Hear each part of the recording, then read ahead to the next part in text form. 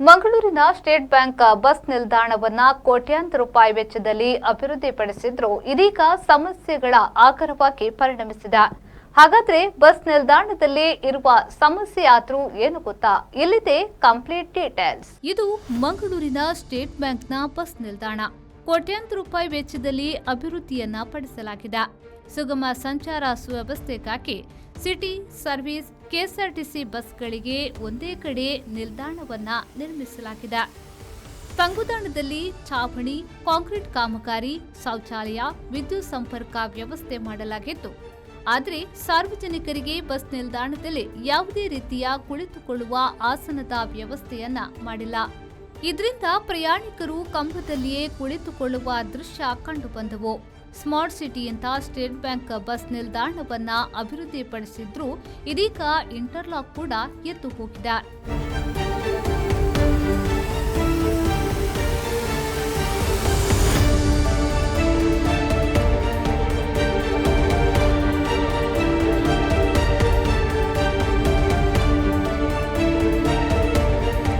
ಪ್ರಸ್ತುತ state bank ಬಳಿ ಇರುವ ಖಾಸಗಿ ಬಸ್ ನಿಲ್ದಾಣವು ಹಾಕಿ ಮೈದಾನದ ಜಾಗ.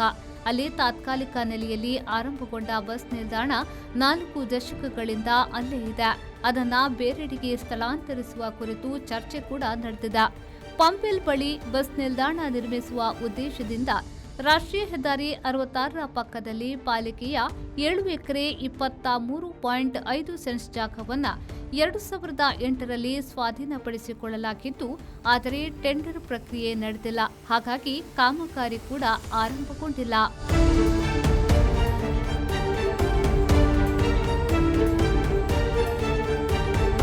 ನಗರದ ಬಸ್ ನಿಲ್ದಾಣದಲ್ಲಿ ಖಾಸಗಿ ವಾಹನಗಳದ್ದೇ ಕಾರುಬಾರು.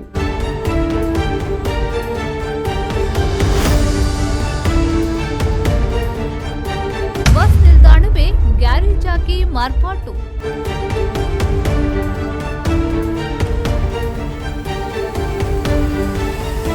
ಈಗಾಗಲೇ ಮಂಗಳೂರಿನ ಸ್ಟೇಟ್ ಬ್ಯಾಂಕ್ನ ಬಸ್ ನಿಲ್ದಾಣದಲ್ಲಿ ಸಾಕಷ್ಟು ಪ್ರಮಾಣದಲ್ಲಿ ಬಸ್ಗಳು ಸಂಚಾರ ಮಾಡುತ್ತಾ 1000ಕ್ಕೂ ಅಧಿಕ ಮಂದಿ ಪ್ರಯಾಣಿಕರು ಬೇರೆ ಊರುಗಳಿಗೆ ತೆರಳಲು ಇಲ್ಲಿಂದಲೇ ಸಂಚಾರ ಮಾಡುತ್ತಾರೆ.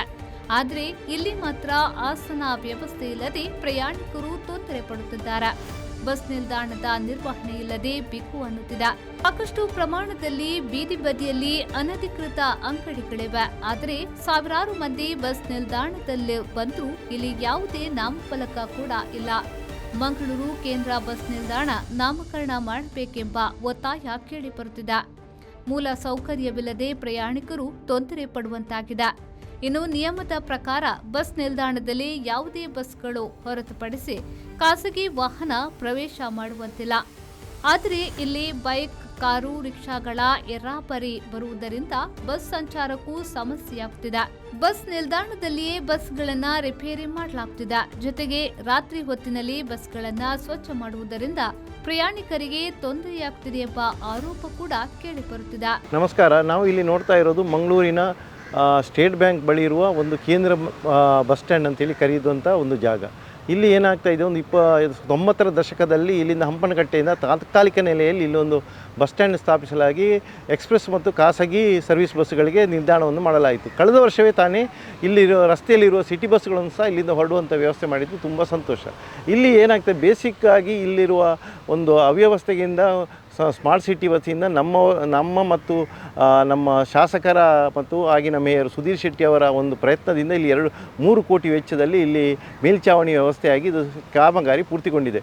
ಬಟ್ ಇಲ್ಲಿ ಸಮಸ್ಯೆ ಏನಾಗಿದೆ, ಇಲ್ಲಿ ಬರುವಂಥ ಜನರಿಗೆ ಕೂತುಕೊಳ್ಳಿಕ್ಕೆ ಯಾವುದೇ ಆಸೀನದ ವ್ಯವಸ್ಥೆ ಇಲ್ಲ, ಸೀಟ್ ಇಲ್ಲ, ಮತ್ತು ಬಿಸಿಲು ಮಳೆಗೆ ನೆನೆಯುವಂಥ ಪರಿಸ್ಥಿತಿ ಬಂದಿದೆ. ಯಾಕಂದರೆ ಕೂತುಕೊಳ್ಳಿಕ್ಕೆ ಜಾಗ ಇಲ್ಲದೆ ಅದು ಅಡ್ಡದಿಡ್ಡಿ ಓಡಾಡ್ತಾ ಇದ್ದಾರೆ. ಮತ್ತು ಇಲ್ಲಿ ಟೋಟಲು ಒಂದು ಗಲೀಜು ಕುಡಿದು ಇದರ ಒಂದು ಮೇಂಟೆನೆನ್ಸ್ ಅಥವಾ ನಿರ್ವಹಣೆ ನಡೀತಾ ಇಲ್ಲ.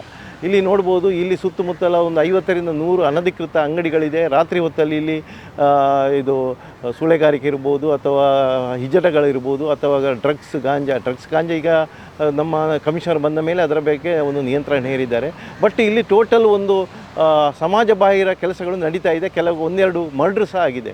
ಈ ಬಗ್ಗೆ ನಾವು ಒಂದು ಮೊನ್ನೆ ತಾನೇ ನಮ್ಮ DCP law and order Mithun sir ಅವರಲ್ಲಿ ಒಂದು ಔಟ್ಪೋಸ್ಟನ್ನು ಕೇಳಿದ್ದೆ. 2 ವರ್ಷ ಹಿಂದೆ ಒಂದು ಔಟ್ಪೋಸ್ಟ್ ಕೊಡ್ತೇನೆ ಅಂತೇಳಿ ಪೊಲೀಸ್ ಇಲಾಖೆ ವಾಗ್ದಾನ ಮಾಡಿತ್ತು, ಬಟ್ ಇನ್ನೂ ಆಗಲಿಲ್ಲ.